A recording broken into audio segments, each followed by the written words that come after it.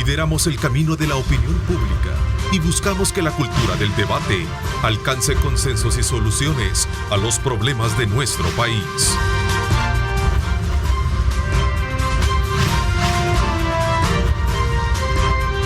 Diálogo con Ernesto López. 6 de la mañana con 30 minutos, 6 de la mañana con 30 minutos. Saludos muy especiales, un abrazo solidario para todos nuestros amigos en el oriente del país, especialmente a todos los habitantes y municipios que desde luego están alrededor del volcán de San Miguel. Sabemos que las autoridades están muy atentos a conocer la actividad de gasificación que está sosteniendo algunas explosiones, y esto pues desde luego está poniéndole mucho énfasis y para atender cualquier tipo de situación que se pueda generar a partir de la acción natural o de naturaleza propia que tiene el volcán, de saber todos que es un volcán activo. Así es que para todos los migueleños, a todos los habitantes de San Jorge, el Tránsito y otros que precisamente están ahí, por favor atiendan las recomendaciones de las autoridades, ¿verdad? A fin de evitar cualquier tipo de sorpresas que puedan generarse en el camino. Bienvenidos a todos aquellos que siempre están desde luego atentos a la continuidad de nuestra programación. Después de estar bien informados con Luisa Mayoa, ahora pasamos en esta hora y media a conocer también aspectos importantes del país. Y esta mañana quiero darle la más cordial bienvenida al consultor en temas electorales, especialista en el área, el licenciado Juan Gilberto Contreras. Gracias por acompañarnos, bienvenido. Muchas gracias, Ernesto, muchas gracias a nuestros televidentes. Muy buenos días y pues estamos acá a las órdenes, Ernesto. Así es, en efecto. Por supuesto, siempre les invito a todos y cada uno de ustedes a que participen. Nos interesa interactuar con ustedes, utilicen nuestros canales de comunicación para que podamos tener esa retroalimentación, esos aportes, esas preguntas, esos comentarios para poder enriquecer aún más las temáticas con nuestros invitados, en este caso con el consultor en temas electorales. Sin duda alguna, un componente importante en estas elecciones es el voto en el exterior, ¿verdad? Y este ha creado mucha expectativa, así como también mucho debate. Lo hablábamos alrededor de antes de entrar al aire con el programa. Es correcto, Ernesto. Pues vamos a tener este elemento innovador. Creo que en nuestro país estamos dando avances democráticos. También sé que hay muchas voces que han tratado de empañar lo que ha sido aprobado por la Asamblea Legislativa.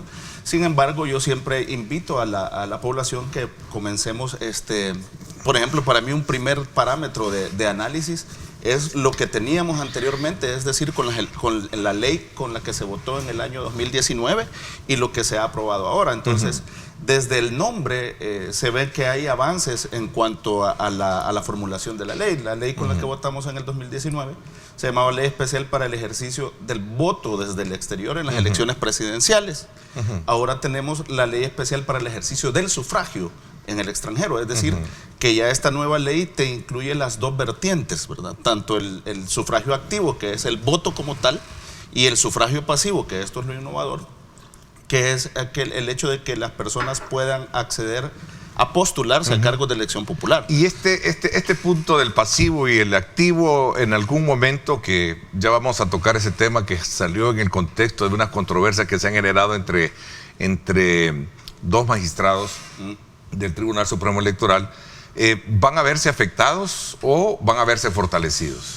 Yo creo que la ley fortalece la democracia como tal, porque si nosotros tomamos como parámetro de comparación, que es para mí un parámetro adecuado, no podemos compararnos con cosas que no existen, sino que nos comparamos con lo que estuvo en el 2019 y lo que va a haber en el 2024.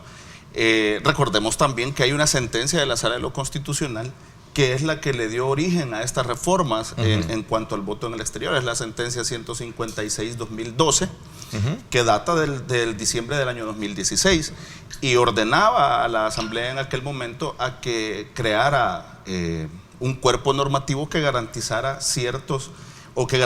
mejor dicho, en su totalidad la participación de nuestros compatriotas desde el exterior. Ahora, también es necesario apuntar que las reformas electorales son graduales. Las reformas electorales no pueden ser de golpe, no puede ser algo sacado de la camisa, pues, sino que tiene que ir paso a paso. Y tomando como eso, pues en el 2019 votamos solo, los salvadoreños desde el exterior votaron solo por presidente.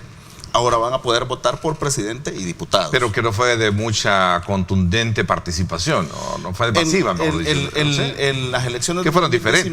Es correcto. De hecho, esa es una de las situaciones que moderniza esta ley. Okay. Porque las elecciones pasadas votamos bajo el sistema postal. Además, requería un empadronamiento, y esas son cosas innovadoras que tiene esta nueva ley. Los salvadoreños en el exterior no tienen que empadronarse. Eso no quiere decir que no va a haber un registro, pues, en donde el votante va a estar registrado. La misma ley dice que las instituciones van a crear el registro, porque ya escuché algunas personas que dicen, miren, no va a haber padrón.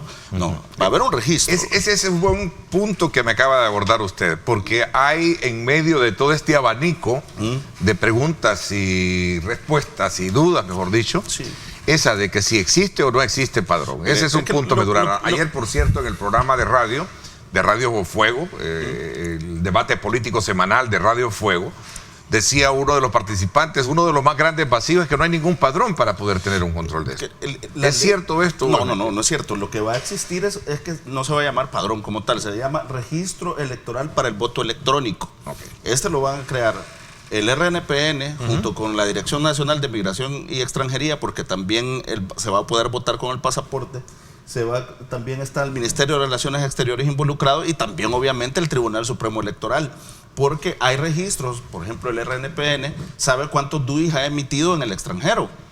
El RNPN sabe cuántos DUIs hay con dirección, que están en el extranjero pero con dirección en El Salvador, y cuántos DUIs hay con dirección fuera del país. Entonces, todos esos datos se van a cruzar y se va a crear un registro. Ese registro va a ser el parámetro para votar. ¿Qué es lo que pasa? No se puede confundir ese registro con el empadronamiento. O sea, no hay que llenar ningún formulario para incluirse en ese registro, sino que las mismas instituciones lo van a crear. Es así de sencillo, Neto. Nosotros vamos y sacamos nuestro DUI, y nosotros automáticamente aquí en el país entramos al registro electoral. Pero el Tribunal Supremo Electoral, con los datos que recibe del Registro Nacional de la Persona Natural, ahora que tenemos voto residencial, ellos nos dicen a dónde nos va a tocar votar. O sea, ellos nos meten en un padrón en el X centro de votación, según mi dirección, ahí voy a aparecer yo. Por ejemplo, yo voto en San Salvador. A mí por lo general me toca en el Concha Viuda. Si yo voy al centro de votación que ponen en la Universidad Evangélica, por ejemplo, yo no voy a aparecer en esos registros, y en ninguna de esas urnas voy a poder votar. Yo tengo que ir a votar en el centro de votación que a mí me toca. Entonces, ese registro le va a servir también a nuestros compatriotas para que no anden perdidos en la Unión Americana, pues, en los consulados que se van a habilitar en el tema de los que van a ir a votar presencialmente, van a buscarse en este registro como lo hacemos nosotros aquí en el país, que metemos nuestro número de DUI y va a decir, en tal centro de votación le toca votar. O sea, debemos darle chance al tribunal, porque es un reto grande el que tiene, porque es algo innovador, y es el Tribunal Supremo Electoral el que tiene que crear todos estos lineamientos, todos estos, pero es algo que ya existe. Sí, pues. He escuchado decir mucho ese término, ¿verdad? Hay que comprender que Roma no se construyó de la noche a la mañana. Lo voy a resumir así de forma muy metafórica, porque dicen, bueno, es una buena ley, de la cual recojo lo que históricamente algunos abogados siempre han sostenido, ¿verdad? Toda ley es perfectible. Claro. Segundo, creo que es un paso importante, este es el parte del discurso oficial, es un primer paso importante, ¿verdad?, para lograr la afinidad o la perfección que debería de tener el verdadero voto en el exterior. A ver, observaciones que en su momento se hicieran en el contexto de la aprobación, el sufragio pasivo del cual ya hablábamos, que era el tema del cual en su momento usted descarta que puede haber de alguna manera en ese aspecto una especie de afectar o ignorar el arraigo que tiene el proceso de votación, sobre todo cuando se trata de ver que aquellos que no estén con residentados acá, registrados con un domicilio, van a tener que su voto otorgárselo a una circunscripción que no les pertenece. La circunscripción de San Salvador. Sí. Pero yo he explicado esto en algunas situaciones también, y con algunos grupos de abogados, algunas asociaciones que me han preguntado. Pero es que esto ya existe. Nosotros, el legislador como tal no puede crear una ley que sea inejecutable. O sea, tiene que ser una ley que de verdad responda a una necesidad ciudadana y que responda a un derecho constitucional que tienen nuestros compatriotas. Entonces ya existe, por ejemplo, un parámetro legal, que es una ley que data de 1995, se llama Ley del Régimen Patrimonial del Matrimonio y el Registro del Estado Familiar.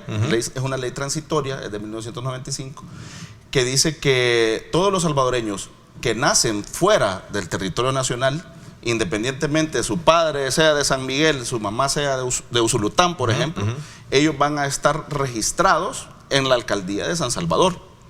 Y eso data desde el 95. Entonces todas estas personas han ido alimentando el registro electoral de San Salvador. Además de esto, la controversia constitucional 1/2020, si no mal recuerdo, también resuelve esta situación y dice que es un parámetro válido y es un parámetro constitucional decir que la gente que está asentada bajo este mecanismo en San Salvador vote en San Salvador.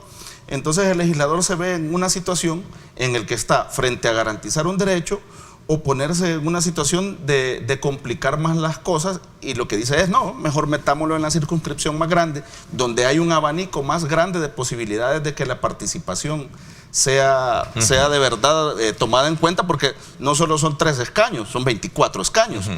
Entonces sería alarmante que lo hubieran metido en una circunscripción pequeña, por ejemplo, en Morazán o en La Unión o en Cabañas, porque ahí absolutamente le estaríamos dando los 3 escaños a un solo partido en el ideal. Sé que la respuesta tiene matices políticos y sin duda alguna usted es técnico y más allá de lo político que pueda representar esta mañana en su alocución sobre este tema.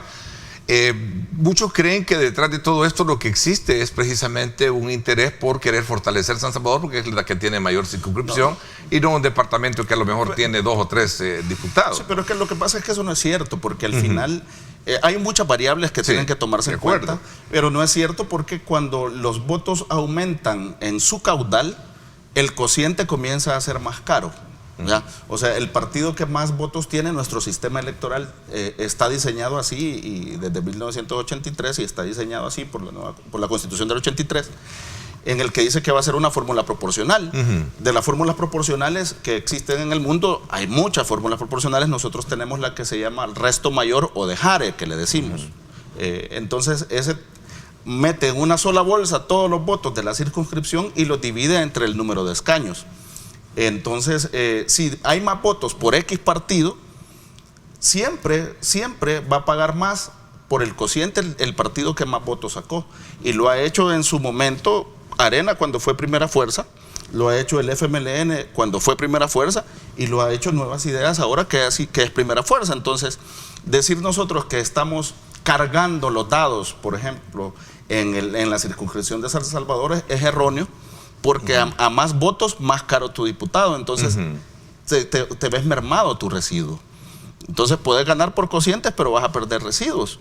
Entonces, esa es una situación que matemáticamente es sostenible, y también porque por este parámetro legal que te digo, Neto, de la ley de 1995, y que también la sentencia retoma algo similar. Entonces, te ves frente a buscarte en el problema. Por ejemplo, yo soy originario de Santa Rosa de Lima, pero si por razones de la vida me fui a vivir a Santa Tecla y viví unos 20 años en Santa Tecla, por ejemplo, pero después me fui del país, yo tendría 2 arraigos. Primero, Santa Rosa, porque ahí nací. Segundo, Santa Tecla, donde yo viví, y ahora que estoy en el exterior, donde voto. Entonces, para no estar en esa disyuntiva, y pongámonos en los miles de salvadoreños que hay que pueden estar en una situación similar. Entonces el legislador, para no complicar la ejecución de un derecho, lo que dijo, bueno, lo voy a meter en la circunscripción más grande, que es San Salvador, están estos parámetros legales y que compitan. Pues no podemos asumir que toda la gente va a votar por un partido. Entonces no ignora el voto, así como está la ley, no ignora ese voto de arraigo, ¿no? No ignora el voto de arraigo, porque le está dando, acordémonos también que el 125 de la Constitución te dice que los diputados representan al pueblo entero. Entonces, cuando ya... pero eso ha sido discutible desde el punto de vista de cómo cada quien, porque aquí hemos tenido diputados que residen o vienen del oriente del país y han sido electos en Santa Ana, por ejemplo. Claro, pero la representación, lo que pasa es que nosotros delegamos, el pueblo delega en los diputados la representación popular. Ellos tienen una legitimidad de representarnos. Claro. Y por ejemplo, las leyes que aprueban son de carácter general, pues no son leyes que solo tienen afectación en un departamento como tal. ¿Por qué nos hemos detenido en analizar todas las circunstancias que rodean el tema de la ley? Primero porque de alguna manera los salvadoreños que están en el exterior, aquellos que nos ven y nos aprecian muchísimo, porque tenemos mucha audiencia en los Estados Unidos, en el mundo también, están atentos a conocer todos esos elementos de educación que se requieren, porque esta es una modalidad nueva también. Es correcto. Es cierto, hoy no hay quien no tenga un teléfono celular, sí, pero necesitan de orientación. A veces también nosotros los adultos estamos más entretenidos en nuestros trabajos y ya la tecnología es más para nuestros hijos que para nosotros los adultos, ¿no? Así es, pero miren, el voto electrónico como tal, que es el género. Porque hay dos tipos de votos. Sí, es que el voto electrónico y está también el que le voto remoto por internet, le dice la ley. Exactamente. Pero es una subdivisión, llamémosle así, de voto electrónico. Digamos, el voto electrónico es el género y el voto electrónico por internet, así se llama, es la especie, pero aquí el legislador le puso voto remoto por internet, pero eso no es nuevo, o sea, el voto electrónico data del 1960, del 89, en el 89 lo aplicó Bélgica, y en la actualidad lo tienen muchos países. Brasil tiene voto electrónico. Y cada vez va perfeccionándolo cada vez. Entonces, ese es el punto que correcto. yo quería Entonces llegar. nosotros como salvadoreños no vamos a ir a ciegas, pues.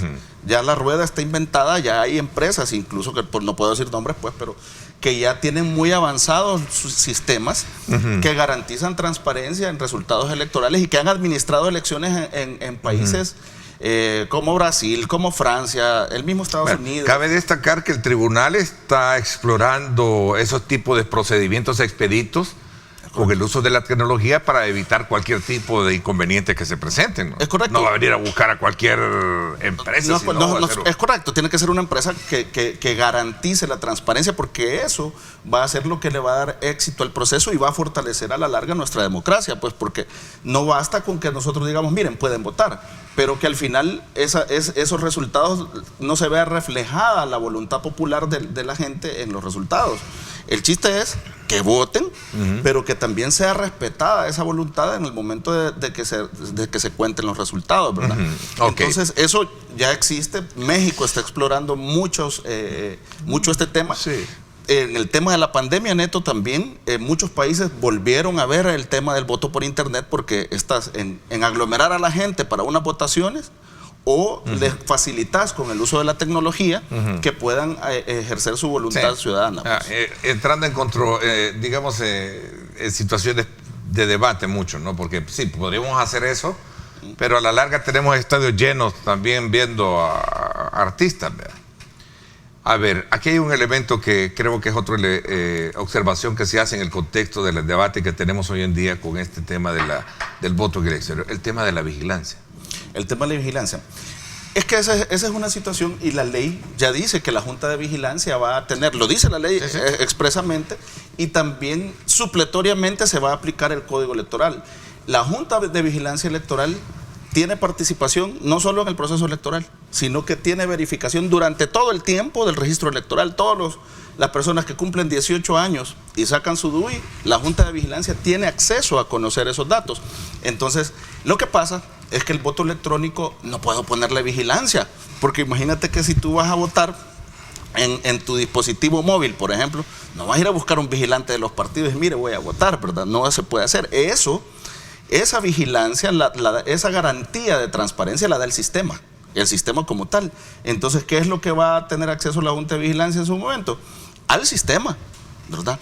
Además de eso, no solo la vigilancia de los partidos políticos, también están otras organizaciones involucradas, instituciones como tal, por ejemplo la Fiscalía General de la República, que va a tener un rol también preponderante para garantizar los resultados.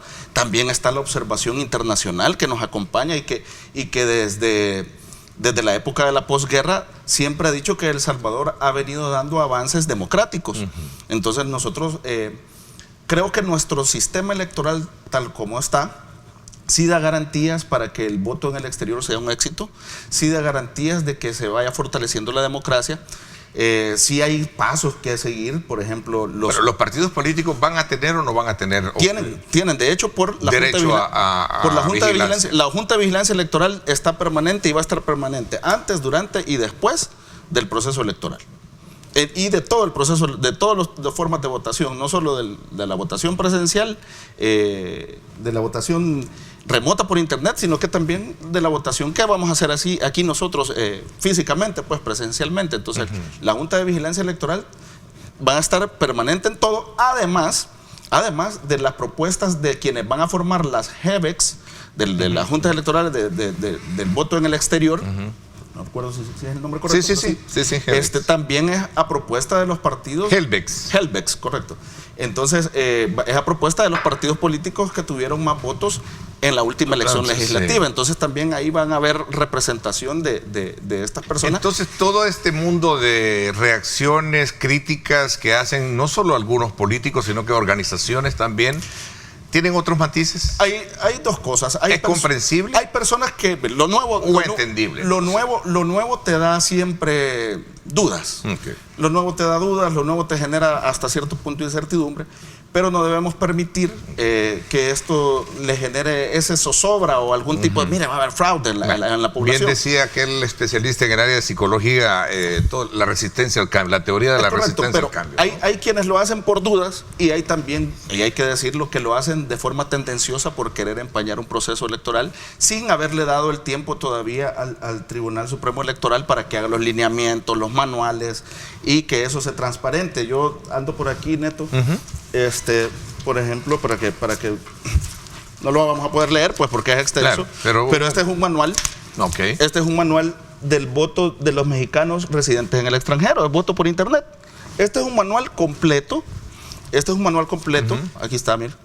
Ahí está el manual para el voto electrónico por internet y ahí le dice cómo va a entrar al sistema, ahí trae los dibujitos, cuáles son los sistemas que va a entrar. ¿Y esto debería de tenerlo los salvadoreños? Esto lo debe de tener los salvadoreños porque tenemos que aprender a usar. Es una pregunta nueva, porque yo no creo que eso esté ahorita, o no sé si no, es que por eso le digo el tribunal debe de ser público esto ya. Tenemos que darle tiempo al tribunal, primero que estamos contra el tiempo. Me estaban diciendo, miren, pero es que tiene que dar acceso a códigos fuentes, pero es que los códigos fuentes, ¿qué son?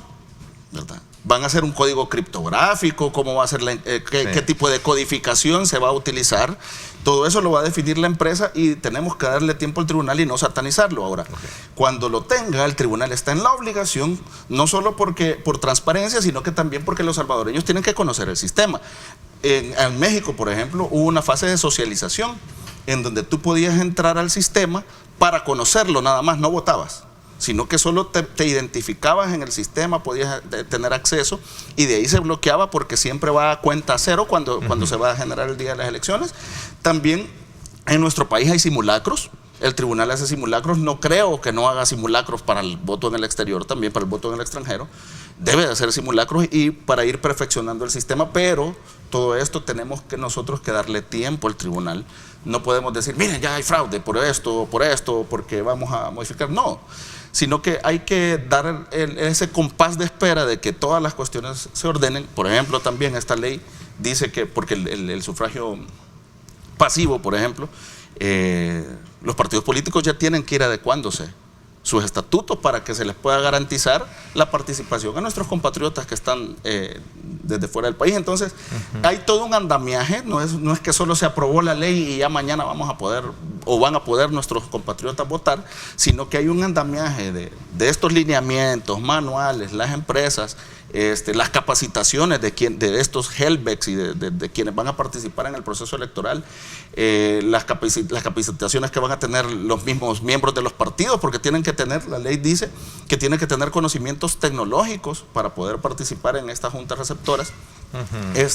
Entonces no podemos adelantarnos y esperar, hay que esperar que el tribunal sí haga su trabajo. Yo creo que el tribunal ha demostrado a lo largo de varias elecciones ya que sí tiene la capacidad. Por ejemplo, cuando aplicaron el tema del voto por rostro y el voto cruzado, es una situación bastante complicada y el tribunal lo ha sacado adelante. Hay una vasta experiencia y hay que decirlo. Lo que pasa es que a veces cuando se hacen estos comentarios, entras a un proceso de juzgamiento, y no solo juzgamiento, sino que linchamiento, porque a lo mejor aquel que está en contra no lo ve bien y el que está en contra sí lo ve a favor. Así está este país, lastimosamente. Sí, pero las cosas hay que mencionarlas por su nombre. Por ejemplo, se decía que en el proceso de elección presidencial los mismos decían de que no había confiabilidad del mismo y terminaron recibiendo la votación todo a su favor. No hubo ningún tipo de fraude. Es que siempre lo especulativo en esto, el fantasma de fraude en El Salvador siempre ha existido desde que yo tengo memoria, y si le pregunto a mi papá también va a decir que tengo memoria. Y aparte de que cuando los candidatos pierden, al menos en los pueblos, siempre pierden porque les han hecho fraude, no porque pierden. Desde tu ángulo como técnico, como especialista, experto en el tema electoral, ¿existen las garantías de un proceso electoral transparente? Yo creo que por los antecedentes que hemos tenido, por las elecciones en las que nadie puede venir y decir en esta ocasión hubo fraude, yo creo que en El Salvador sí podemos hablar que estamos siempre frente a elecciones limpias, transparentes, en donde se ha respetado la voluntad ciudadana, y no solamente lo digo yo, lo dicen los informes de las misiones de observación internacional que han venido desde en la época de la posguerra, que es donde podemos contar, aunque ya también hay historiadores que dicen que las elecciones de Duarte, que todavía fue bajo las balas y todo, pero ya fueron elecciones limpias donde se respetó la voluntad de la gente. Entonces, pero ubiquémonos ya en la posguerra. Pero sí, el fantasma del fraude ha sido recurrente, ¿verdad? Ha sido recurrente, históricamente siempre. No hay antecedentes, al menos documentados, en las que por lo menos una misión de observación electoral diga, mire, en este punto hubo fraude y no se pueden garantizar los resultados después de esta época de la posguerra. Y yo creo que hemos avanzado en eso y hemos ido consolidando nuestra democracia, pues hemos ido mejorando. Hay que mejorar muchas cosas. Por ejemplo, ahora esta elección tiene elementos nuevos. Aparte del voto en el exterior, la posibilidad de la reelección del presidente, que mucho se ha hablado del tema y que también es una situación que hay que verla técnicamente, porque es mentira que la Constitución del 83 prohíbe la reelección. Es mentira. O sea, no la prohíbe, solo que habían criterios de interpretaciones distintos. Entonces, nosotros vamos a fortalecer la democracia siempre y cuando participemos y la gente vaya a participar, nuestros compatriotas acudan a las urnas, pero además de acudir a las urnas, esa voluntad sea respetada a través de los resultados. Eso va a ser así. Ok, me están pidiendo una pausa comercial, son las 6:57. Vamos a darle lectura a preguntas que están formulando nuestros televidentes y vamos a seguir todavía también. A ver, ¿cómo ves entonces esta controversia? Ya dejamos un poco la parte técnica, la vamos a mezclar, porque se ha generado un tema de que, bueno, si me someto a hacer consideraciones o iniciativas de reformas para llenar los vacíos que desde la perspectiva de algunos magistrados existe, podría conllevarlos a que sean destituidos, en todo caso, incluso hasta sentirse amenazados a ir a la cárcel, como en su momento lo dijo el magistrado del tribunal, Julio Olivo. ¿Qué piensas tú también de esa situación? Porque al final después vino Noero Orellana, que es magistrado también, y decía, pues no, yo en lo particular, yo estoy trabajando de tal forma en que estoy cumpliendo la ley, no tengo por qué sentirme amenazado. Voy a hacer una pausa y hablamos de esto cuando regresemos. Gracias por estar con nosotros. Son las 6:58. Hora rica para seguir disfrutando de su rico café. A esta hora. Vamos a la pausa.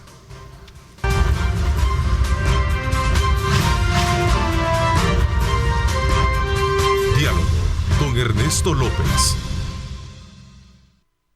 Continuamos conversando esta mañana con el licenciado Juan Gilberto Contreras. Él es abogado y también consultor en temas electorales y nos ha hecho una bastante y amplia descripción de todos aquellos elementos que han entrado al debate en el contexto del tema de la ley de voto en el exterior.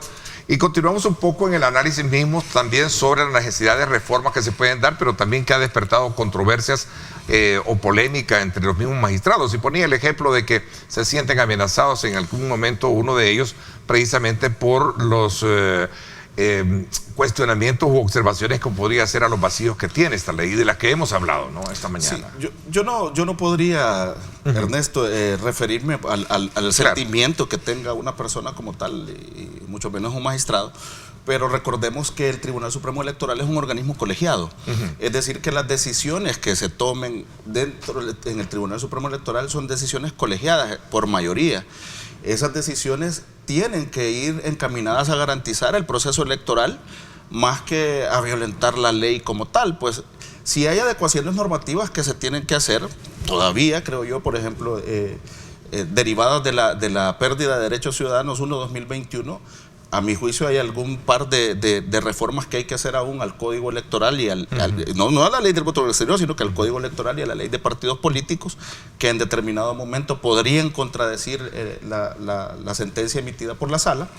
También hay adecuaciones normativas que los partidos políticos tienen que hacer en cuanto al voto en el exterior en sus estatutos, y también tiene que haber adecuación normativa de categoría reglamentaria. No hablemos así de categoría de ley secundaria, porque la ley secundaria solo la puede reformar la Asamblea Legislativa, pero el Tribunal Supremo Electoral sí va a emitir la normativa reglamentaria, instructivos, manuales, reglamentos incluso, para la elección, y en ningún momento esta normativa que se emita, al menos a mi juicio, dado que es un organismo colegiado, podría derivar en que una persona sea destituida o vaya a la cárcel, siempre y cuando haga las cosas correctas. Proponer reformas no es un pecado, al final yo creo que buscarlo. Si van a proponer una reforma, la ley secundaria, por ejemplo, se propone, ya sabemos por Constitución quiénes tienen iniciativa de ley. Y yo decía al principio, creo que ustedes los abogados manejan mucho esta tesis, ¿no? De que toda ley es perfectible. Claro, lo que pasa es que también tenés que tener una ley ejecutable, al menos en esta ley. Para medir los alcances hasta donde es que realmente es mala o buena, ¿no? Por ejemplo, Neto, el tema del voto residencial, ¿cómo satanizaban en aquel momento el voto residencial? Sí. Pero el voto residencial comenzó en 21 municipios, después fue a 185 municipios, ahora lo tenemos en los 262 municipios. ¿Pero qué decían? El voto residencial, yo voy a ir a votar al cantón allá y después voy a venir a votar al centro de votación urbano.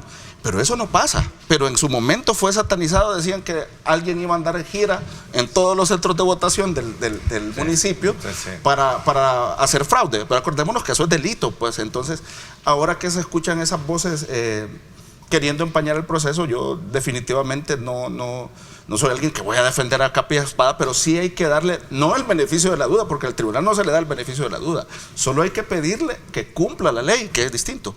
La ley está ya es ley de la República, ya está publicada en el Diario Oficial, ya pasó su periodo de vacatio ley, o sea, ya es de obligatorio cumplimiento, pero también están otras leyes conexas, que el mismo Código Electoral, la ley de partidos políticos, que tiene que tomar en cuenta el tribunal para la ejecución y para garantizar al final el derecho de nuestros compatriotas. Hay una palabra que también creo que no la hemos tocado desde el punto de vista que viene siendo parte de ese debate, y es el tema de la autonomía misma, ¿no?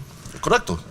La autonomía misma del tribunal. Del tribunal. Sí, es que el tribunal, miren, es que nosotros vemos a los magistrados, pero detrás de los magistrados hay un equipo técnico que los mismos magistrados han dicho que desde que la ley estaba solo en decreto aprobado, todavía no había sido sancionada por el presidente, ahí salió que los magistrados del tribunal comenzaron a reunir a sus equipos técnicos para ver cómo la echan a andar, pues, y como les digo, no es una situación, y la población tiene que tener esa tranquilidad, no es algo que van a ir a votar 10 personas y aparecieron 50 votos, eso no va a pasar.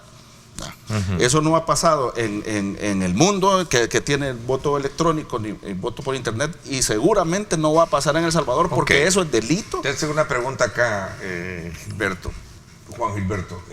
Dice acá, hablando de tiempos, Ernesto, tendrá tiempo el Tribunal Supremo Electoral, y será el Tribunal Supremo Electoral que va a dar a conocer los credenciales de las empresas que van a ejecutar el voto electrónico para tener confianza en ellos. ¿Deberá? El calendario electoral, de hecho, el tribunal hace su PLAGEL, que es el Plan General de Elecciones, y ahorita el calendario electoral sigue avanzando. Escuché al magistrado Orellana decir que el 6 de septiembre ellos van a hacer la convocatoria de elecciones, es decir, que los partidos políticos van a hacer sus elecciones, su convocatoria de elecciones primarias 6 meses antes. Sí. Entonces, todo este calendario electoral es algo ya planificado. El tribunal seguramente ya tiene sus momentos críticos en cuanto al tema del voto en el extranjero, ellos, me imagino yo, ya tienen un límite de tiempo en el que dicen, a tal mes nosotros tenemos que tener esta empresa, a tal mes nosotros tenemos que tener los lineamientos, o sea, en el calendario usted se maneja a sus momentos críticos, y en el tiempo de la elección, todo el proceso electoral es crítico. Desde que lo comenzaste hasta que entregaste resultados en firme, es un proceso complejo, sumamente delicado, pero yo siento que el tribunal todavía está a tiempo, falta un poco más de un año para las elecciones, yo creo que está a tiempo, tomando en cuenta de que hay empresas que ya tienen mecanismos avanzados en cuanto a este tema del voto electrónico y el voto por internet también. Es algo que estoy seguro que algunos magistrados también ya conocen los procesos. Yo personalmente conozco el proceso de México. Tuve la oportunidad de participar, me permitieron participar en un simulacro de voto por internet desde aquí. Entonces el Instituto Nacional Electoral de México ya tiene avanzado y así lo tienen otros países. Entonces nosotros tenemos que utilizar las buenas experiencias de otros países para que podamos replicarla acá y salvadoreñizarla, o sea, hacerla nuestra, hacer nuestro propio, tropicalizarla, hacerla salvadoreña, hacer nuestro propio modelo y garantizarle a la gente que su voluntad va a ser respetada, porque ese es el meollo del asunto, pues. No solo basta con decir, mira, tenés derecho a votar, como lo decía la ley anterior, pero al final los procedimientos eran tan engorrosos que la participación ciudadana no fue la que se esperaba. Ernesto me dice acá, nosotros estamos muy atentos de tus programas, agradecemos que siempre estás presto a tocar temas que nos interesan todos los días. Me gustaría conocer de tu invitado realmente la opinión que tiene cuando se refiere a que podemos votar por circunscripción a uno siendo de San Salvador, pero ¿qué pasa cuando nosotros estamos queriendo votar directamente por nuestras autoridades en los municipios? Esa es una negación que al final debería de corregirse para que podamos también tener ese derecho los que vivimos en el extranjero. Sí. Es una muy buena pregunta. Es correcto. Y yo creo que es parte medular también de esta discusión. Sí, de hecho la sentencia de la Sala de lo Constitucional ordenaba que los salvadoreños pudieran votar en todo tipo de elecciones, ¿verdad? Tanto de consejos municipales, diputados para el Parlacen, diputados por la Asamblea Legislativa y para presidente. Lo que pasa es que es bastante complejo tener 262 circunscripciones electrónicas, ¿verdad? Además del tema de los arraigos, y acordémonos que también en el tema de las municipalidades, aquí no hay elecciones de alcalde, aquí hay elecciones de consejos municipales. O sea, también ya hay los consejos plurales, es correcto. Entonces hacer esa matemática es bastante compleja y es uno de los temas que han criticado mucho de esta nueva ley, pero yo creo que la Asamblea Legislativa ha sido congruente primero con la sentencia del 2016, que es en el proceso 156-2012, en el numeral 3 de la sentencia dice que el cumplimiento de la misma se puede hacer de forma progresiva, o sea, es decir, que no es necesario hacer de golpe esto. Entonces yo creo que sí se han dado un paso importante en garantizar la participación para que voten nuestros compatriotas para diputados y presidentes, pero el camino progresivo en la reforma electoral tiene que ir encaminada para que nuestros compatriotas también puedan elegir sus autoridades municipales y los diputados del Parlacen. Ahora, también el tribunal dividió las elecciones, pues. Entonces no podríamos decir que la Asamblea, por ejemplo, dijera vamos a votar por presidente y también por consejos municipales si la elección está diferenciada, pues. Eso lo eligió el tribunal. Entonces la Asamblea, a mi juicio, ha sido congruente con la realidad nacional, ha sido congruente con lo que la sentencia dice y también congruente con lo que el Tribunal Supremo Electoral decidió de hacer esta diferenciación de elecciones. O sea, vamos a tener elecciones generales, es decir, que vamos a elegir todas nuestras autoridades ahorita en 2024 y eso se va a repetir hasta en el 2039 para que nosotros vayamos viendo el nivel de históricas y el nivel de importancia que tienen estas elecciones. Es decir, que nosotros vamos a volver a tener así elecciones hasta en el 2039, así que van por todas las autoridades y en ese momento yo espero que el derecho electoral salvadoreño vaya evolucionando para mejorar, como siempre, como tú dices, es perfectible todo. No son graves errores o graves vacíos como en algún momento lo han calificado. ¿Tendrán sus... qué? Yo no le puedo decir, yo no le puedo llamar vacíos, yo puedo llamarle que son situaciones perfectibles, como por ejemplo incluir el voto para los municipios, incluir el voto del Parlacen, son situaciones que se deben ir adecuando en el camino, pero a mi juicio, la ley y los artículos que contienen le dan las herramientas suficientes al Tribunal Supremo Electoral, que eso es lo que es la ley, es una herramienta para garantizarle el derecho constitucional que tienen nuestros compatriotas. Corriendo en el tiempo, aquí me voy a tomar la última pregunta, que también es parte de la discusión que se ha generado alrededor de este tema. La utilización de documentos vencidos. Lo que pasa es que un documento vencido no quiere decir que sea un documento falso, y se hace querer ver así. O sea, el documento es real, el documento es original, llamémosle así, pero lo que él tiene es un periodo de vigencia. Pero no quiere decir que los datos ahí consignados sean falsos. O sea, hay respaldos, el Registro Nacional de la Persona Natural tiene esos respaldos, y creo que es una medida atinada para potenciar la participación ciudadana, porque acordémonos que nuestros compatriotas no tienen un consulado o una embajada a la vuelta de la esquina, las distancias son sumamente extensas, pero también debe de haber una campaña amplia del Tribunal Supremo Electoral para que la gente sepa que van a votar con due y vencidos los que están en el extranjero. No vayan a ir. No los que están acá. Es correcto, no vaya a ir la gente. Mire, que la gente dice. Importante que acotarlo, ¿no? Es correcto, la gente va a decir, mire, pero la ley dice que podemos votar con due y vencidos. No, pero eso es para los salvadoreños que están fuera de nuestro territorio. Los que estamos acá, sí tenemos que tener nuestro documento vigente, pero que la vigencia del documento no quiere decir que los datos ahí consignados están falsos y que hay algún mecanismo de fraude. O sea, la gente tiene que estar ya en el registro electoral, y si tiene DUI, eso le va a servir simplemente para la identificación en el momento de votar. No hay otra cosa ahí. Ok, me pregunta, aquí está la última pregunta, es decir, ¿realmente vamos a tener nosotros garantía de que vamos a tener un proceso transparente en esto? Bueno, esto ya lo habíamos hablado, ¿no? El tribunal tiene por ley que hacerlo. Es que por ley tiene que hacerlo, no es el beneficio de la duda, es la obligación que tiene el tribunal. Yo creo que las garantías están dadas, la ley sí es una herramienta que le va a permitir al tribunal desarrollar perfectamente bien esto, pero el reto grande lo tendrá el tribunal. También las instituciones, lo vuelvo a decir, como la Fiscalía General de la República, va a tener que tener un rol activo en este tema, y la observación internacional, ¿verdad?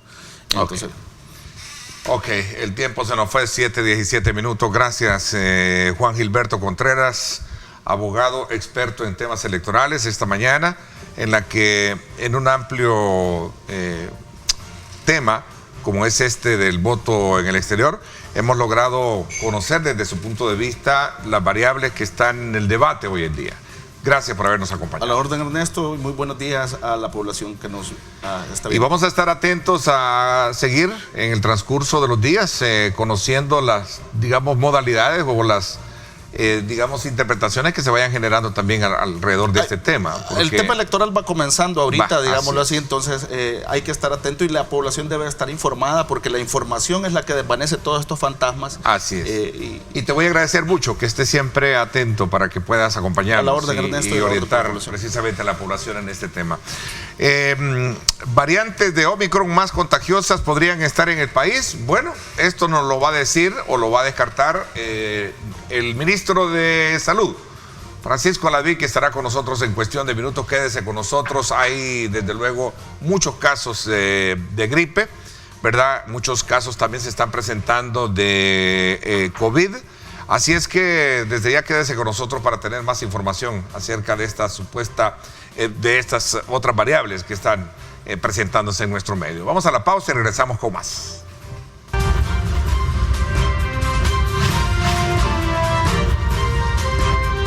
Diálogo con Ernesto López.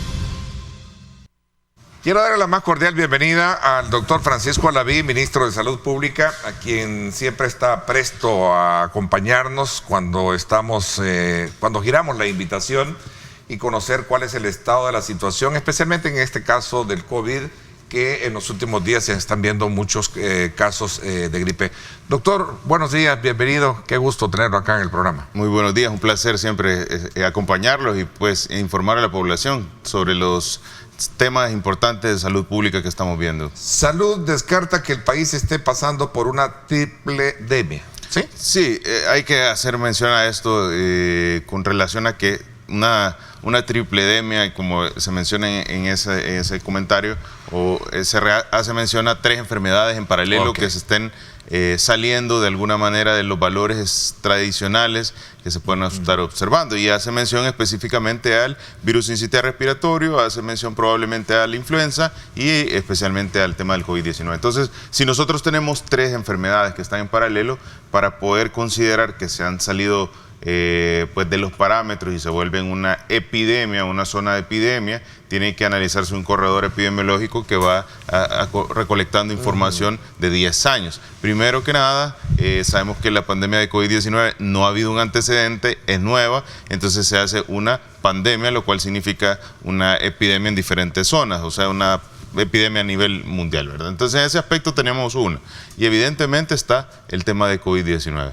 Pero el tema del segundo y el tercer virus, que sería consecuentemente virus sincitial respiratorio y también influenza, deberían de estar afuera de los valores de las zonas epidémicas. Y si ustedes pueden observar en ese aspecto, hay que hacer mención la cantidad de afectaciones que se tienen por estos en particular, que a la fecha son cerca de 16 casos en el particular de virus sincitial respiratorio, ¿verdad? Que es un parámetro bajo con relación al antecedente histórico, y es lo que nos demuestra el tamizaje centinela o la detección centinela de esta enfermedad, y el tema de la influenza, que también se encuentra dentro de valores no fuera de los rangos normales o considerados rangos epidémicos. Ok, doctor, ordenémonos un poquito para comprender mejor. En el país, y seamos un poco prácticos, tenemos un montón de casos de personas con gripes, muchos ya se hicieron la prueba y han salido positivos. Correcto. ¿Cómo diferenciar entre el COVID y la otra, la sincitial o influenza? Correcto. Primero porque hay que hacer un estudio específicamente para poder detectar cuál de los virus es el que se está desarrollando. Pero lo más importante es primero descartar que se trata de COVID-19. Entonces, se parte de que vamos a descartar el más delicado de los 3 virus, y el más delicado, por así comentarlo, de los 3 virus, el virus del COVID-19. Entonces, toda persona debe realizarse una prueba de COVID-19, descartar que esto se trate, y de ahí el tratamiento entre la influenza y entre el virus sincitial respiratorio realmente no varía mucho, sino que es un tratamiento sintomático, un tratamiento que mejora cualquier situación relacionada al problema respiratorio agudo. Ahora, veamos un poco también el otro tema que tiene que ver con el periodo o la época en la que nos enfrentamos a estos cambios de clima, frentes fríos. Muchos creen que a veces se alarma la situación porque se quiere crear siempre ese escenario de caos, ¿no?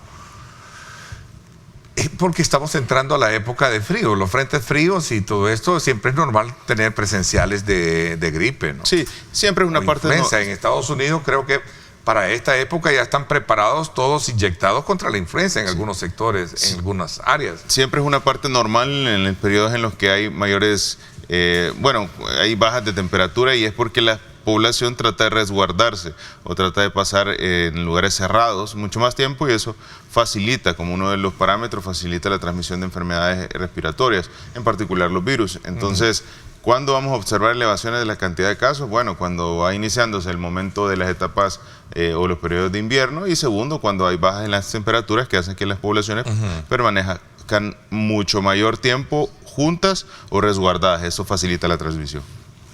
Doctor, ¿es mucho más agresivo este tipo de escenario que tenemos ahora, o está así, como dice el humorista mexicano, fríamente calculado todo?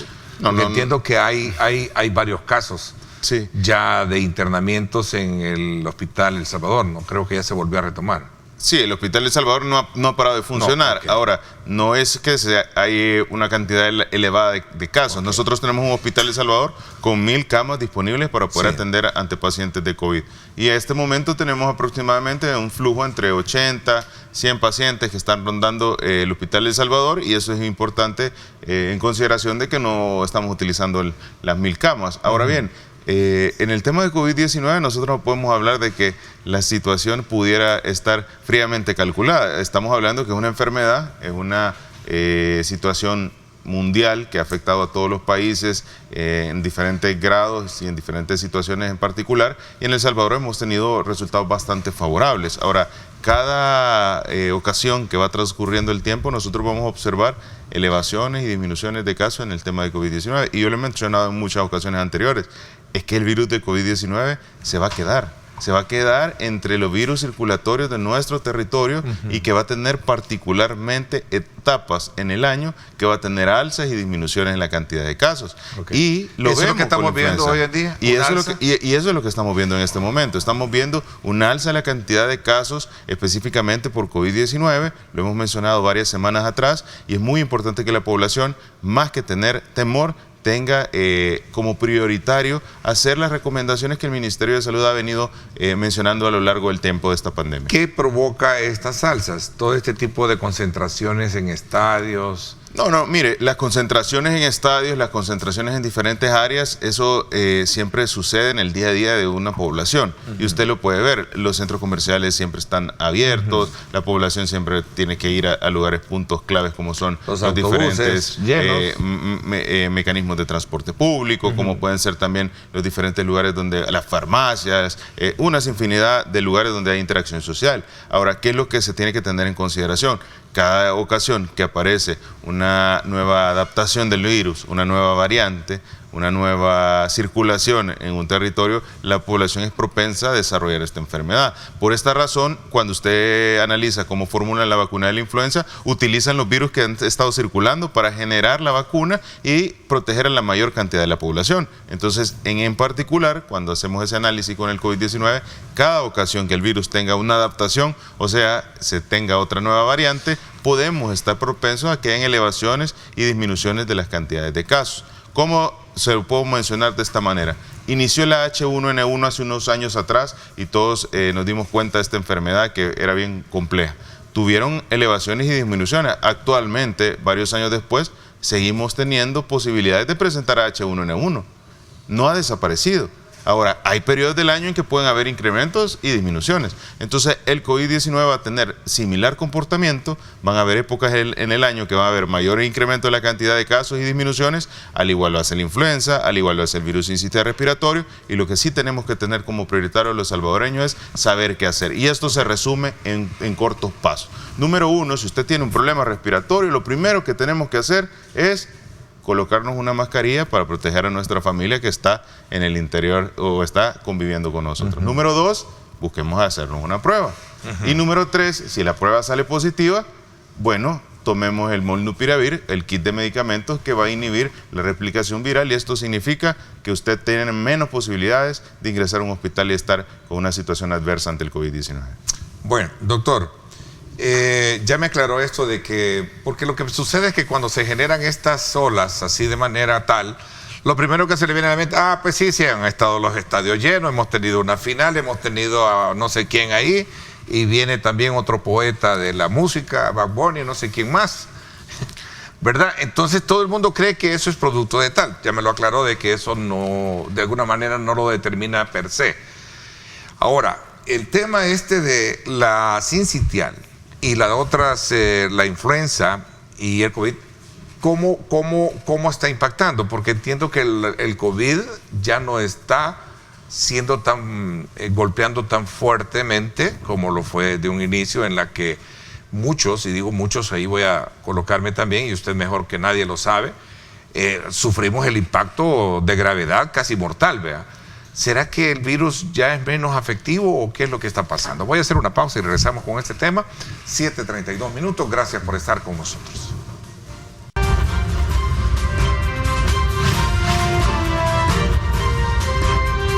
Diálogo con Ernesto López. Bueno, gracias nuevamente por estar con nosotros en esta mañana de día jueves 17 de noviembre. Conversamos con el ministro de Salud, Francisco Laví, sobre las características que predominan alrededor de esta temporada en la que se están viendo en su mayoría casos de COVID-19, se están viendo también la gripe sincitial y por supuesto también la influencia, ¿no? El virus sincitial, gripe sincitial, ¿verdad? Virus sincitial respiratorio. Okay. Realmente da una enfermedad, un problema infeccioso respiratorio por un virus. Ok, vamos a ver, COVID. ¿Es mortal o ha bajado ese grado de mortalidad? ¿O de qué depende? Ha bajado la intensidad o la gravedad de la enfermedad y eso es importante tenerlo en consideración y depende de varios factores. Sí. Número uno, la población ya está mayormente expuesta al virus. El virus trata de garantizar su supervivencia y dice, bueno, si para que yo pueda sobrevivir en el análisis básico de la esencia del virus, para que yo pueda sobrevivir necesito tener un huésped y el huésped es el humano. Entonces el virus en su naturaleza dice, bueno, voy a ser menos agresivo para garantizar que tenga el huésped siempre disponible y voy a facilitar mi mecanismo de transmisión. Entonces el virus ahora se pasa con más facilidad, mucho más rápido, pero no genera las mismas letalidades que generaba en las primeras variantes que eran mucho más agresivas. Ahora, no generar las mismas letalidades no quiere decir que no pueda generar letalidades, eso hay que tener en consideración. Otro punto importante es que la población, al menos, la mayor parte de la población, al menos ya tuvo un contagio con la enfermedad. Entonces eso le genera que la población haya desarrollado defensas a partir de haber tenido la enfermedad. Y número 3, la mayor parte de la población también ya tiene defensas que haya generado a causa de recibir un biológico. Entonces, esos son los puntos que hacen que la enfermedad tenga No es el virus que gravedad. cambia, sino que es la persona con las vacunaciones y con su sistema inmunológico. Es esto y también el virus que va cambiando en el sentido de tratar de garantizar sobrevivir. Y para poder sobrevivir el virus no puede matar al huésped.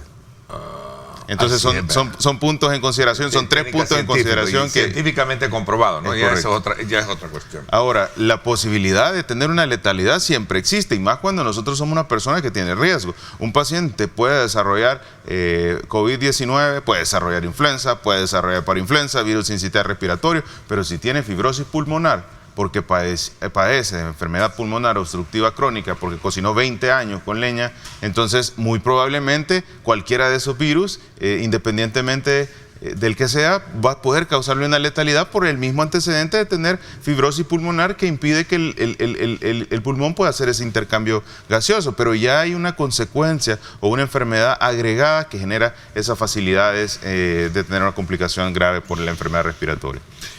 Ministro, el virus sincitial respiratorio, ¿cuál es la diferencia y si es mortal y a quiénes más ataca? Puede llegar a tener afectaciones. Porque entiendo que usted me decía que en Estados Unidos es donde se está viendo más esto. Sí, ahorita se está viendo un incremento de la cantidad de casos bastante importante en varias zonas, específicamente en Estados Unidos, uno de los países que tiene elevaciones. Afecta mucho a ambos polos, los niños y los adultos mayores.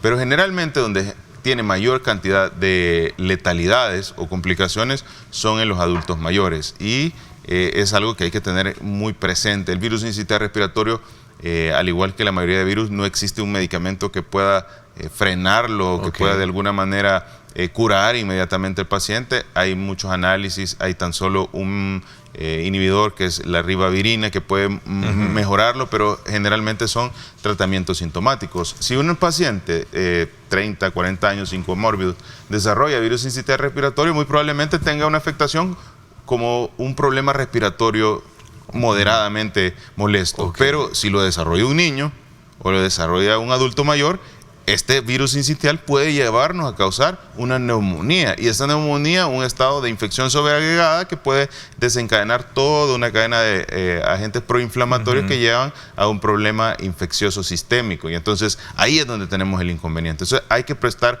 mucha atención. Como repito, en El Salvador los casos actualmente de virus sincitial respiratorio, y se los puedo mostrar en esta imagen, estamos hablando de que están rondando cerca de vamos a mostrarlo a esa cámara. 16 casos en el virus sincitial respiratorio para la semana epidemiológica 44. ¿verdad? Ok. 16 casos. Ahora, hay que prestar atención a esto, la cantidad de casos de influenza. Y cuando ustedes ven la cantidad de casos de influenza, ¿verdad? En el total, tanto del virus de la influenza A y B, nosotros estamos dándonos cuenta que tenemos casos de 117 casos de influenza AH3N2. Y ustedes pueden ver en esto el tipo de virus que está circulando. Acá tenemos un corredor donde, una imagen estadística, una gráfica que nos muestra qué tipo de virus están circulando. Y tenemos a la cabeza, pues, el virus de la gripe, pero por H1N1, el virus de la gripe por H3N2 y el virus de la gripe por la influenza o de tipo B. Cuando nos damos cuenta qué es lo que está circulando en el año 2022, pues estamos observando que predominantemente estamos teniendo a H3N2, que es uno de los virus de la influenza. Ahora, si nos vemos en particular también el caso del virus sincitial respiratorio, nosotros damos cuenta que solo estamos teniendo 16 casos de virus sincitial respiratorio, que son datos importantes para que podamos comprender el hecho de decir, bueno, ¿es virus sincitial respiratorio, es influenza o es COVID? Y definitivamente lo que estamos observando es que tenemos mayores casos de COVID-19, que siempre existen en el día a día casos de influenza y de virus sincitial respiratorio, porque es la naturaleza de las enfermedades endémicas de nuestro país, pero que tenemos que prestar mucha atención en este momento a las afectaciones o infecciones por COVID-19. Ok, pero ¿a quiénes afecta más el sincitial, doctor?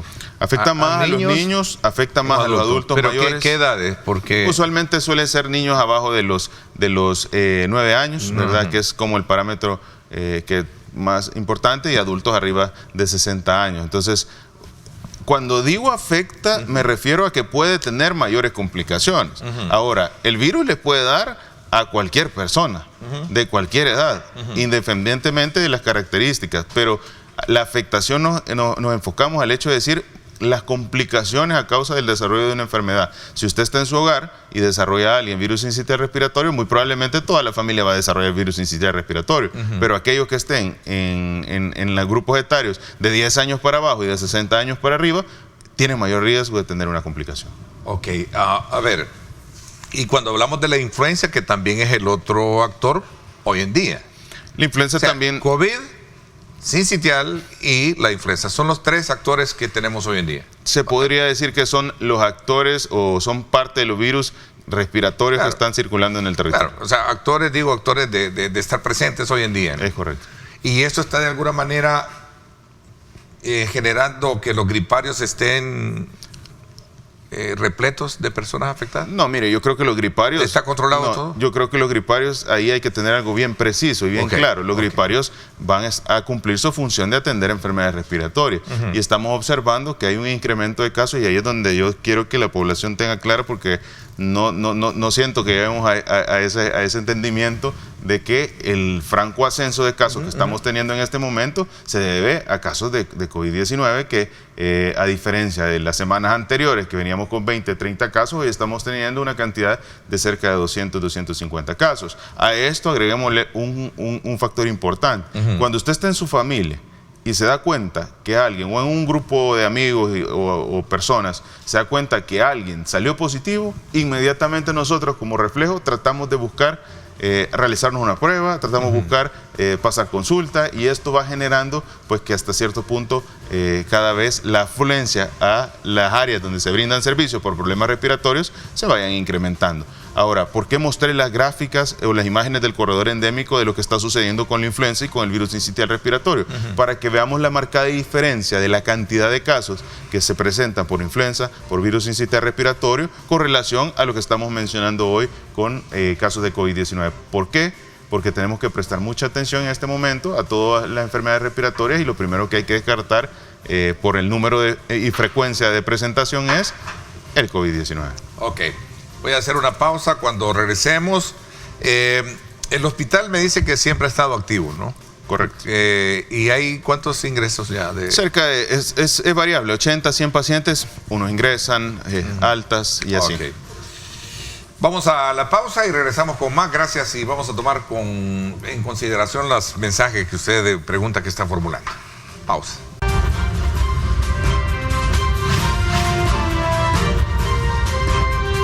Diálogo con Ernesto López. Bien, gracias nuevamente por estar con nosotros. Vamos a aprovechar estos minutos que nos quedan y aquí me preguntan sobre el tema en particular. Ministro, las vacunas para estos nuevos virus significan que ya pasaron a otro nivel. El caso de la viruela símica, dice, que trajeron las vacunas. ¿Qué pasó con ellas? Ya se están aplicando las vacunas de la viruela símica, la vacuna contra la viruela símica. Ahora hay que ver que esta aplicación de esta vacuna no es como la del COVID-19, sino que solo se aplica a aquellas personas que están en contacto directo con alguien que está desarrollando la enfermedad, que es como la persona más vulnerable. ¿Quiénes son estas personas? Pues básicamente son el personal de salud que está procesando la muestra, que pudiera estar en contacto, y las personas que están conviviendo con el paciente que está en aislamiento en el hogar, que es el círculo cercano. Entonces se decide colocar la vacuna en estos grupos etarios.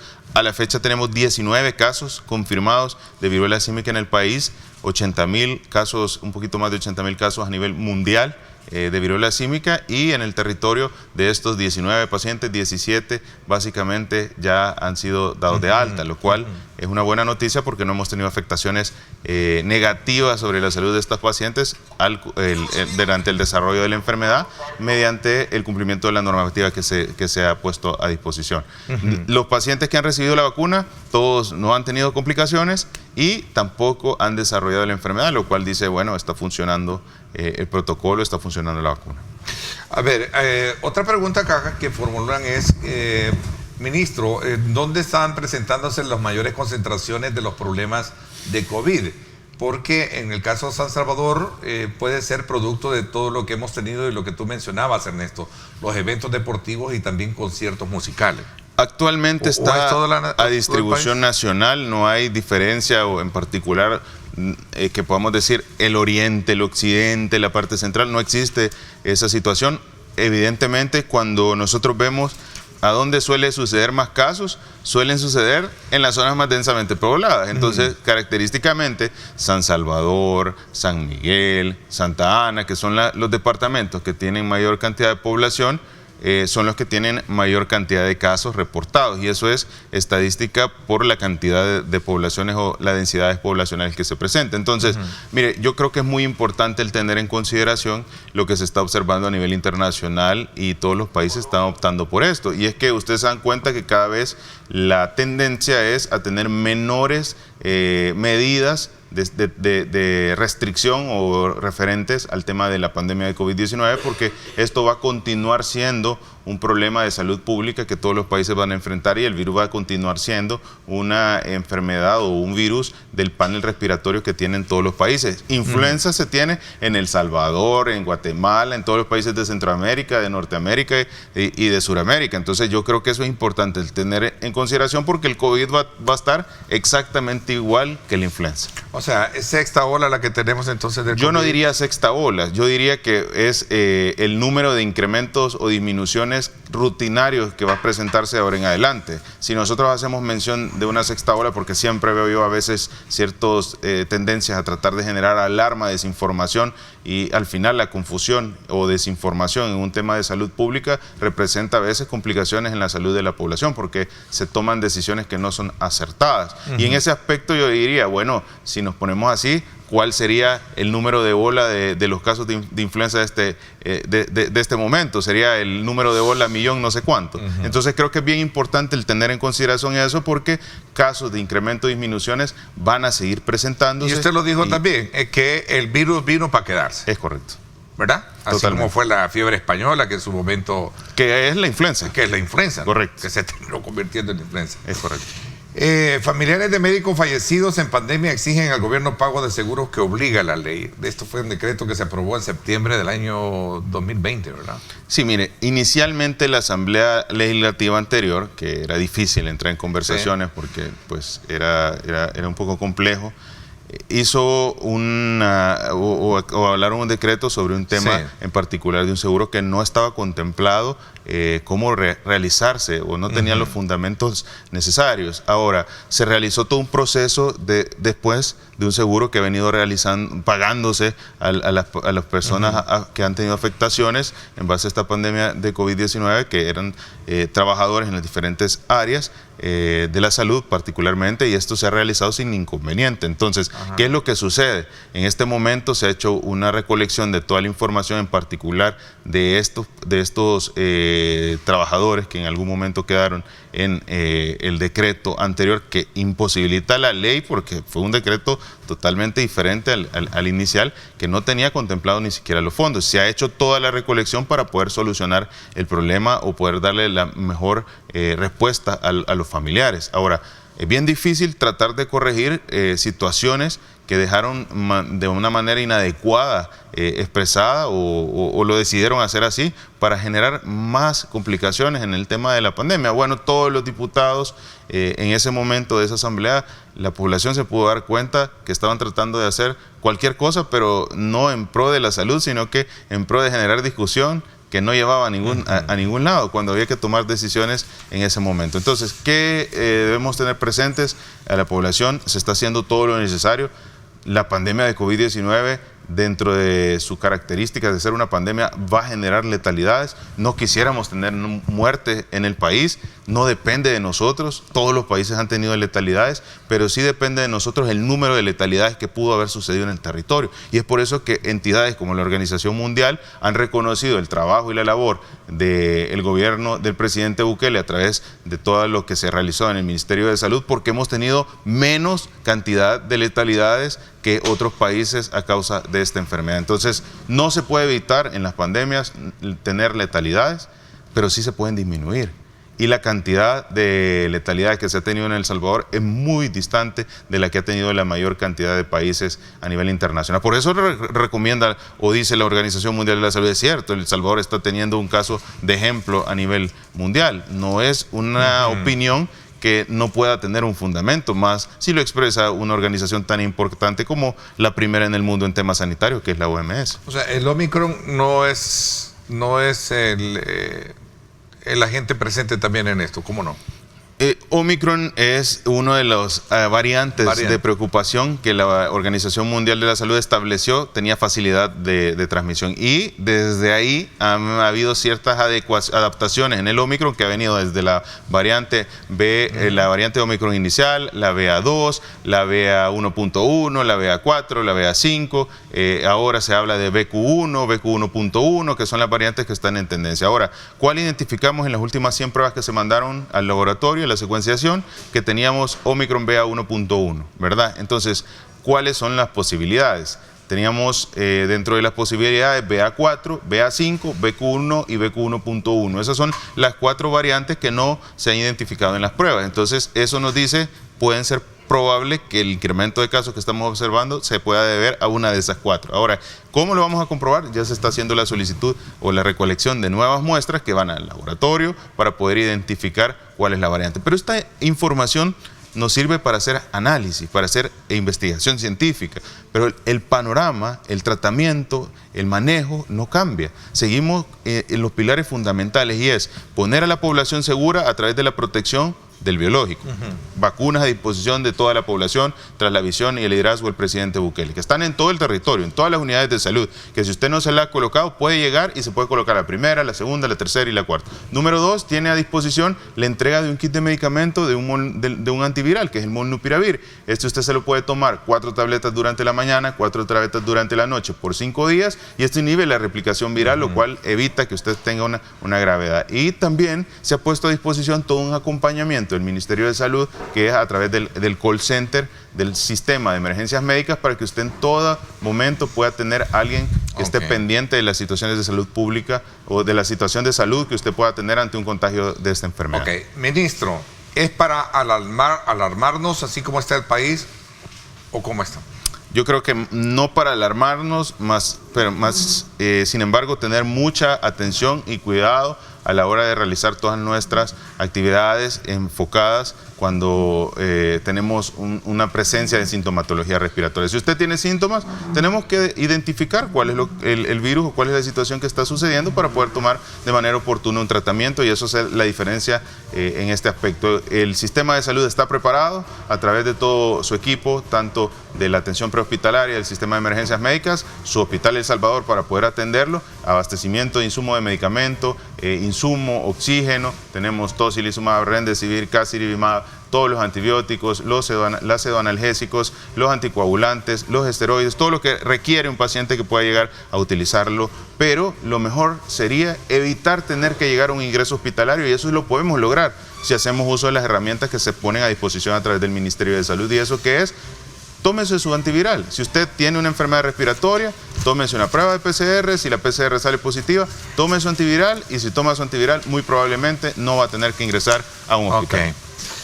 Bueno, muchísimas gracias por habernos acompañado, ministro. Lo he dicho muchas veces, lo digo al aire, le agradezco que siempre esté presto de venir a informarnos, a hablarnos con números sobre esta situación, en la que sin duda alguna se generan, por la incidencia misma que hemos tenido a nivel del impacto del COVID, mucha preocupación, y ahora pues nos queda muy claro qué es lo que está pasando con esta situación que vive el país. Gracias por habernos acompañado. Un placer, y siempre informar a la población salvadoreña creo que es lo más importante. Gracias, ministro, le agradezco muchísimo. Arriba, mi gente, vamos desde luego inmediatamente a despedirnos y a invitarlos a que se queden desde luego con todo este talento artístico, profesional de Arriba, mi gente, que viene cargado de energía para que usted pase una buena mañana. Así es que por mi parte, esto es todo por hoy. Pásenla bien y como siempre recuerden lo más importante, amar a Dios sobre todas las cosas. Lideramos el camino de la opinión pública y buscamos que la cultura del debate alcance consensos y soluciones a los problemas de nuestro país.